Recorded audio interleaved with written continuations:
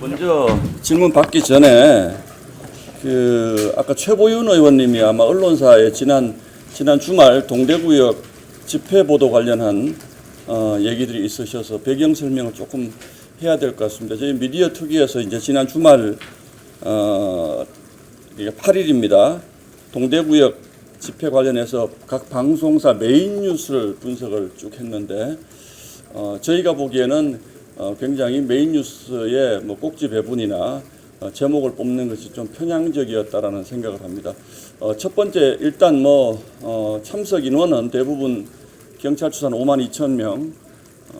근데 이제 대구 매체가 AI 분석 기법을 해보니까 15만 명 정도였다 그러는데 그 부분에 대해서는 어쨌든 각 사의 입장을 존중하고 또 이런 문제 제기가 저희가 편집권에 관여를 하겠다든지 이런 취지는 전혀 아니고 저희가 봤을 때 과연 이게 좀 중립적이라고 할 수 있느냐라는 부분에 대해서 말씀을 드리겠습니다. 지상파 먼저 보겠습니다. KBS 뉴스9의 경우 2월 8일 뉴스9 제목을 보면 주말 전국 곳곳에서 탄핵 찬반 집회, 탄핵 무효, 그리고 더블 코트 적각 파면 그냥 아주 드라이하게 제목을 잡았습니다. 다만 그 찬반 집회를 같은 비중으로 동일하게 취급을 하다 보니까 그 집회 규모나 이런 것에 대한 자세한 비교가 없어서 국민들 보시기에는 똑같은 규모로 집회가 있었던 것으로 오인될 우려가 있다. MBC 뉴스데스크 두 꼭지로 다뤘는데 집회에선 헌재 파괴하자 을사오적 국민의힘 의원들로 참여. 이게 스트레이트 제목입니다. 헌재 파괴하자. 이렇게 이제 스트레이트 제목을 다루셨고요. 두 번째 탄핵 찬성 집회 국민 수준 우습게 하나 영하 15도 한파에도 즉시 파면 외친 시민들 이렇게 잡습니다. 제가 자세히 설명 안 드리겠습니다. 여기다 다 언론인들이시기 때문에 이 제목이 무엇을 의미하는지 아마 더 잘 아실 거라고 봅니다. SBS는 아예 뉴스 자체를 다루질 않았습니다. 대구시 역사상 가장 많은 인파가 어쨌든 모였다라고 지금 언론들이 보도를 하고 있는데 SBS 8시 뉴스는 단 한 꼭지도 다루지 않았습니다. 다음 종편 보겠습니다. TV조선 첫 번째 서울 도심 탄핵 촉구 집회 행진 이재명 함께 해달라 참여 독려 이렇게 하나 했고요. 두 번째는 대구서 탄핵 반대 집회 다음 주 광주 예고 전국 확산 이렇게 했습니다. 다만 상세하게 보도를 했습니다만 탄핵 집회의 주최 측은 진보단체로 지칭을 했고 탄핵 반대 집회 주최 측은 개신교 단체로 썼습니다. 저도 뉴스를 오래 했기 때문에 특히 집회 주체를 어떻게 볼 것이냐 또 집회 인원을 어떻게 볼 것이냐 이런 부분에 대해서는 편집진들의 고민이 항상 많습니다. 그러나 집회 주체가 개신교 단체였던 것은 맞습니다만 과연 거기 모이신 분들이 다 개신교 신자였냐 그 부분은 저희는 다르게 생각을 하고 있습니다. 채널A는 여랑야랑 코너에서 전환길 운집효과 물음표 이렇게 달았습니다. 잘 아시는 것처럼 여랑야랑 출연 코너죠. 스트레이트로는 다루지 않았다는 뜻이고요. JTBC 뉴스룸 두 꼭지로 다뤘는데 광화문파 여의도파 나뉜 극렬 지지자들 이렇게 달았습니다. 이건 정말 저희가 납득하기 어렵습니다. 대구에서 저렇게 대규모 인파가 운집을 했는데 광화문파 여의도파 나뉜 극렬 지지자들 땡땡땡 전환길 계몽령 주장 이렇게 표현합니다. 두 번째 윤석열을 파면하라 한파에도 도심 곳곳 탄핵 촉구 집회 이렇게 달았습니다. 이것도 이 두 가지 제목이 얼마나 편향적인지는 여러분들이 더 잘 아시리라고 믿습니다. MBN 뉴스센터 한파도 못 막는 탄핵 찬반 집회, 대구서는 보수 총집결 이렇게 달았습니다. 대구 집회에 조금 더 비중을 둔 보도로 저희는 분석을 하고 있습니다. 자, 뉴스 전문 채널 YTN 대구 탄핵 반대 집회 수만 명 집결, 찬성 집회도 전국서 열려. 뭐 그냥 객관적으로 제목을 다른 것 같습니다. 예. 연합뉴스TV 뉴스 초점에서 강추위 속 탄핵 찬반 집회, 더블코트 파면 눈앞 대 헌재 해체 이렇게 달았습니다. 뭐 이 부분은 주로 패널 대담으로 다뤘기 때문에 스테이트 뉴스라고 보기는 어렵습니다. 대체로 이렇습니다. 그래서 뉴스 전문 채널들은 뭐 그냥 있는 대로 다루려고 특히 이제 패널 토크로 많이 소화를 하신 것 같고, 저희가 생각하기에 특히 지상파 뉴스는 이 문제를 바라보는 시각에 대해서 저희가 보기에는 심각하게 우려를 표시합니다. 자, 혹시 뭐 다른 질문 하시기 전에 요 관련해서 저희가 내놓은 입장에 대해서 이거 관련해서 혹시 질문이 있으시면 잠깐 받겠습니다. 네, 박한석 기자. 네. 조금 크게 잘 안 들려요. 보도 자체를 하지 않은 것도 편향성이 들어가 있어서. 네, 저희는 그렇게 봅니다. 예. 뉴스의 판단하는 기준이라는 것이 편집권의 뭐 고유의 권한이긴 하지만 저희가 봤을 때는 이런 뉴스를 다루지 않은 것은 무슨 뜻일까라는 의구심을 가지고 있습니다. 예. 바로 대응은 어떻게 하실 거예요? 아니요, 뭐 이렇게 저희는 뭐 이 부분과 그리고 그 이제 패널 그 라디오 영향력 있는 그 지상파 라디오 패널에 민주당 쪽 그 패널들이 지나치게 편향적으로 배치되는 뭐 이런 문제들이 어쨌든 저희로서는 뭐 어떤 현상 분석을 해보면 이런 것인데, 어쨌든 뭐 저희가 더 이런 부분에 대해서 적극적으로 좀 알려나가고, 여기 계신 분들에게 제가 굳이 이렇게 설명을 하시는 이유도 뭐 언론이 어떤 부분을 뉴스를 취사 선택하느냐, 이거는 각 언론사의 책임이고 또 국민들이 어떻게 바라보실까 하는 것들은 뭐 언론사의 책임인데, 적어도 정치적 뉴스에 관해서는 이 정도로 하는 것은 저희가 보기에는 좀 부당하다라는 입장을 말씀을 드리는 겁니다. 그래서 좀 더 공정하게 다뤄주실 것을 저는 배경 설명을 드린 것이고, 조금 전에 최보윤 비대위원이 그 말씀을 하셨기 때문에 어떤 근거로 그런 얘기를 하는지 아마 궁금해하실 것 같아서 제가 자세한 분석 말씀을 드린 겁니다. 지도부께서 앞으로 또 그렇게 말씀하실지는 알 수는 없지만, 네, 알 수는 없지만 혹시 이런 부분이 또 지적이 나올 수 있을까요? 앞으로?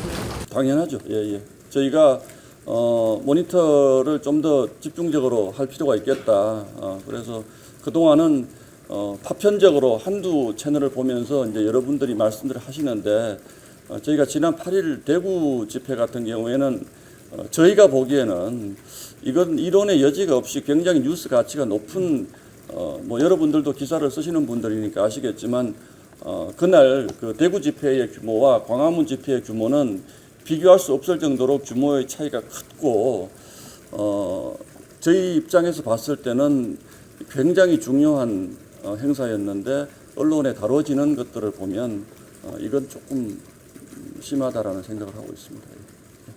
그러면은 뭐 조선일보나 중앙일보 같이 흔히 보수 언론으로 불리는 곳들의 보도 방식에 대해서는 공정하다고 보시는지? 그 부분에 대해서는 저희가 이제 특별히 문제를 제기하는 부분들은 방송국과 신문사는 다릅니다. 저희가 조선일보와 한겨레 신문의 그 헤드라인을 비교해서 말씀드리지는 않습니다. 지상파는 여러분들 잘 아시는 것처럼 본인들 스스로 공영방송이라고 얘기를 하고 있고, 또 상당 부분에서는 국민이 허가한 공적인 전파를 쓰는 곳이기 때문에 적어도 지상파는 이것보단 좀 더 공정하게 다뤄주셨으면 좋겠다는 말씀을 드린 것이고, 종합편성 채널도 비록 거기에 지상파처럼 공영성이 강하진 않지만 거기도 역시 국가가 방송이라는 것이 어떤 뭐 돈을 내고 신문처럼 사서 보는 것이 아니라 그 사실상 거의 무제한적으로 노출돼 있기 때문에 국가에서 이제 그 5년마다 심사를 받지 않습니까? 종편 같은 경우에도 그 뉴스 전문 채널도 마찬가지고 그런 정도의 어떤 공적인 기능을 요구하는 곳이라면 저희가 충분히 그런 문제제기는 할 수 있다라고 보고 저희가 뭐 조선일보와 한겨레 신문 경향과의 그 헤드라인을 가지고 비교하지는 않습니다. 오해 없으시기 바랍니다. 의원님, 오늘 이재명 대표가 연설에서 의원들 파면할 수 있는 국민소환 대표 연설을 아직 제가 못 들어봤어요. 예. 김상호 의원님은 오늘 찬성한다, 동의한다요. 뭐 개인 의견에 대해서는 제가 코멘트하지 않겠습니다. 예, 개인 의견에 대해서는 코멘트하지 않겠습니다.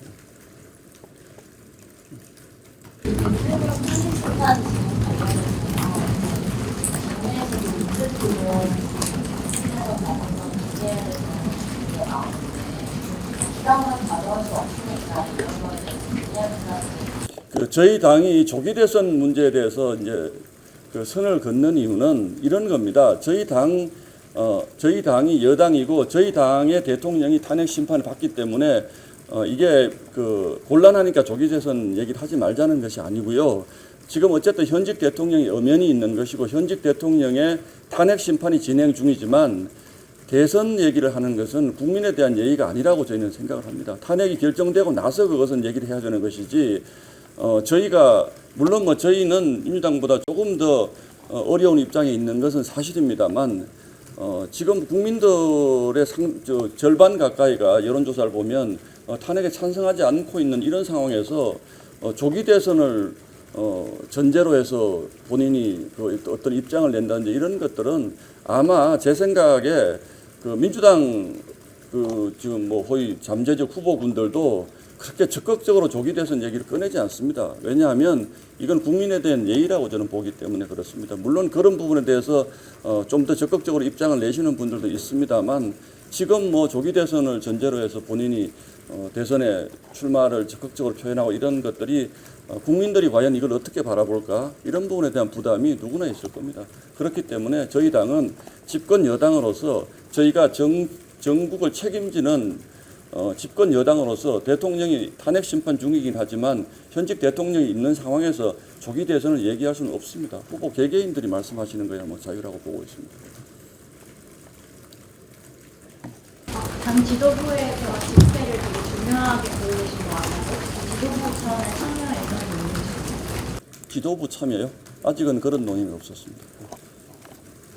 그 여야정 합의 중에 연기 배경이나 어떤 조건을 하냐고.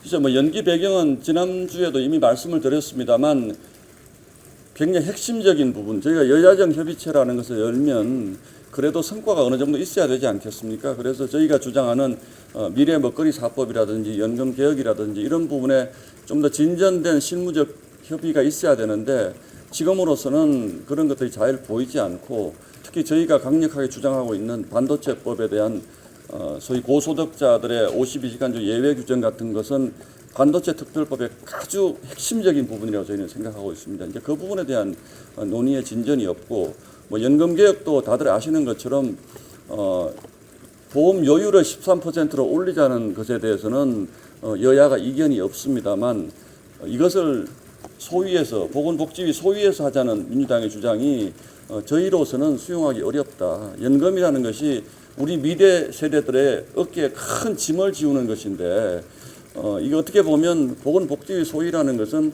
아주 작은 단위에서 논의를 했을 때 나중에 감당하기 어렵다 이런 생각을 하고 있기 때문에 적어도 연금 개혁 정도는 의견의 일치가 되는 부분이 있기 때문에 특위를 구성하면 된다. 이게 저희 입장입니다. 그걸 왜 굳이 소위에서 하려고 이렇게 밀어붙이는지 저희는 이해하기 어렵고 특위 구성이 어렵지도 않습니다. 특위 구성에서 합의할 수 있는 부분을 합의하고 그 나머지 부분을 논의하자는 것인데 저희가 보기에는 납득할 수 없는 고집을 민주당이 많이 부리고 있습니다. 그렇기 때문에 아마 그런 부분들에 대한 실무적 협상이 좀 진전이 돼야지 여야정 협의에서 아마 열리지 않을까 이렇게 보고 있습니다.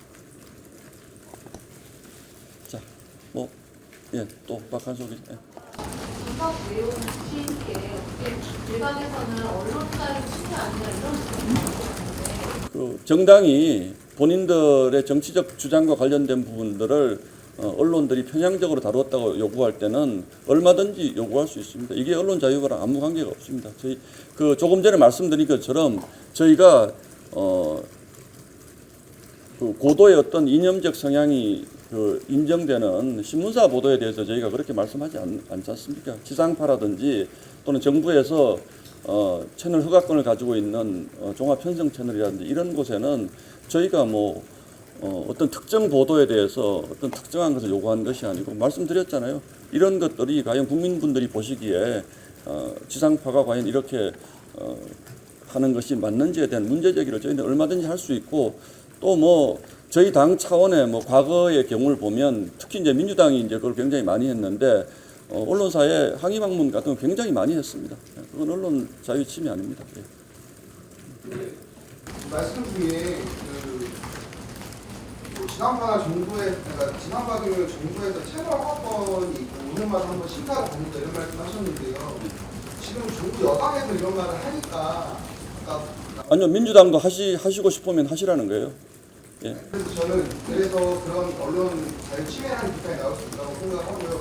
그래서 저는 궁금한 게 그러면은 어떻게 아까 제목이나 이런 걸 다 거론을 하시던데 어떻게 보도해야 제대로 보도가 그 정도를 이제 제가 여기서 말씀을 드리려면 이 제목 하나하나가 가지는 의미에 대해서 저희가 토론회가 필요한 것이고 그런 것이기 때문에 제가 다 설명드릴 수는 없습니다만 이 부분을 저희가 말씀드리는 것은 국민분들도 한번 판단해 보시라는 거예요. 저희가 언론사에 대해서 이거 수정해 주세요, 교정해 주세요 아니지 않습니까? 저희가 정정 보도를 신청한다든지 보도 책임자에게 이거 바꿔달라고 얘기하면 그것은 언론 자유 침해가 될 수 있습니다. 그런데 저희가 쭉 판단을 스크린을 해보니까 이렇더라. 국민들도 보시라는 거예요. 그래서 국민들도 그런 공정한 뉴스를 봐야 될 권리가 있지 않습니까? 특히 지상파 같은 경우에는. 그래서 저희가 그냥 밝히는 겁니다. 판단을. 저희가 어떤 언론사에 대해서 지금 찾아가서 어떤 것을 어떻게 고쳐달라. 일단 이 제목을 인터넷에서라도 이렇게 고쳐달라. 이게 아니지 않습니까? 저희는 그냥 보여드리는 겁니다. 그리고 제목이 가지는 그 함의에 대해서는 너무나 잘 아실 거고 국민 여러분들도 이제는 특히 언론학자나 이런 분들이 이걸 그대로 드리면 제 의견에 대부분 다 동의하실 거라고 생각을 합니다. 자율성에 대해서 저희가 뭐라 그러는 게 아니라요.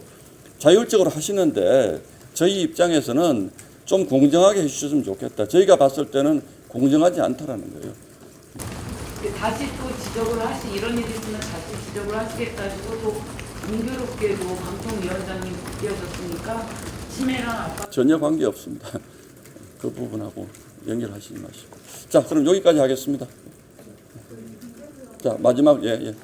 탄핵 반대 집회에 여러 의원님들 참여하셨는데 그거 좀 어떻게 보고 계시는지랑 항상 반대 집회 자체를 어떻게 보고 계신지 집회 자체를 어떻게 저희가 이제 오늘 그 말씀도 드렸습니다만 저희가 이런 말씀을 드리는 이유는 아직까지 대부분의 언론의 프레임들이 적어도 수만 명의 그 시민들이 참여하는 집회를 예를테면 아주 특정한 우리 이념성을 가지고 있는 극렬 지지자라든지 극우 지지자 이건 굉장히 모욕적인 표현입니다. 극우라든지 이런 표현들은 그래서 그런 프레임들이 정파적으로 쓸 수는 있습니다만 적어도 언론이 극렬 지지자, 극우 지지자 이런 식의 표현을 쓸 때는 어떤 검증이 필요하고 그 부분에 대해서는 어떤 사회적인 컨센서스가 저희는 필요하다고 보고 있는데 이제는 이 정도 규모 그리고 여론조사를 통해서 보면 거의 반반에 가까운 국민이 이렇게 분열되어 있는 이런 상황에서 특정 진영의 집회를 극우 집회라든지 또는 아주 특정한 이념을 가진 사람들의 어떤 돌발 행동이라든지 이런 식으로 묘사하는 것은 적당치 않다. 이를테면 가장 대표적인 게 이겁니다. 탄핵 찬성 집회에 나오신 분들은 시민이라고 표현해요. 대부분. 저도 뉴스를 요즘 쪽 보면 시민들이 나와서 윤석열 대통령 탄핵을 주장했다. 이렇게 얘기합니다. 그렇게 아주 프레임화를 거의 해놓은 매체가 있습니다. 시민이고 이쪽은 극우거나 극렬 지지자입니다. 그럼 그 두 가지만 보더라도 그렇게 표현을 쓰시면 안 되죠. 이쪽이 시민이면 이쪽도 탄핵을 반대하는 시민이라고 표현을 해주셔야 되는 겁니다. 우리가 시민이 가지고 있는 시민이라는 표현 속에 들어있는 뉘앙스와 극렬 지지자라는 그 속에 들어있는 뉘앙스는 완전히 다른 뉘앙스거든요. 근데 어떻게 뭐 2,000명, 3,000명이 나오신 분들은 시민이고 10만 명이 나온 분들은 극렬 지지자입니까? 극렬 지지자가 그렇게 많습니까? 잘못됐다는 거예요. 그런 표현들이. 그거는 그 회사에서 제목을 뽑는 편집진이 정말 잘 아실 겁니다.